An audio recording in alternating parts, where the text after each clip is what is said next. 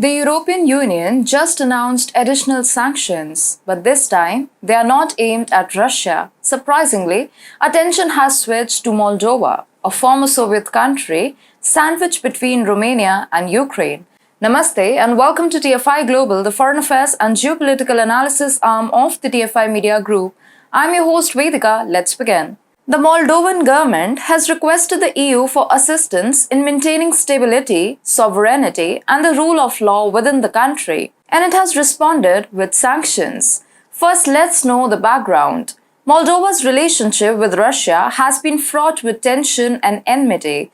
Moldova's current government has been openly critical of Russia and its policies, frequently expressing strong opposition to Moscow's influence in the area.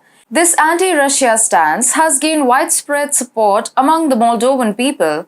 Despite its anti-Russia stance, the Moldovan government faces substantial domestic issues. Many Moldovans are unhappy with the current administration and have come to the streets to demand a change in leadership. There have even been rumors of a pro-Russian coup plotting by disaffected elements within the country in some circumstances. Now, the perturbed Moldovan government requested the EU to address risks to stability, sovereignty, and the rule of law.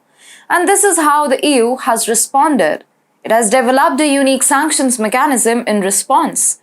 Multiple media sites claimed on Wednesday that the EU was preparing penalties against numerous Moldovan individuals for allegedly organizing a pro-Russian coup. Two more will face punishment for alleged anti-Ukrainian actions. According to the US government-backed Radio Free Europe, Radio Liberty, EU Foreign and Security Policy Commissioner Josep Borrell compiled the list on Monday. The EU can use this framework to target persons and companies suspected of jeopardizing Moldova's domestic affairs.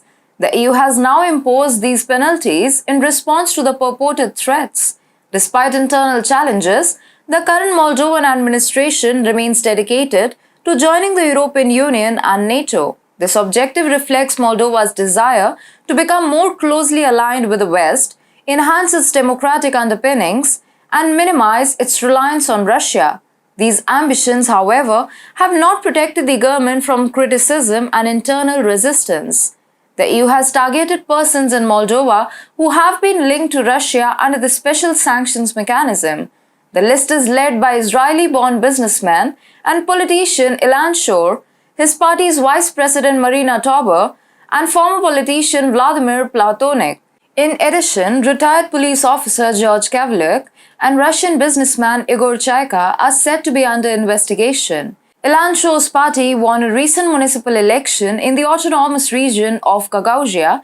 The Moldovan administration, however, moved to overturn the results, citing irregularities. Following a lengthy legal battle, the courts validated the election results, certifying Shor's party as the rightful winner.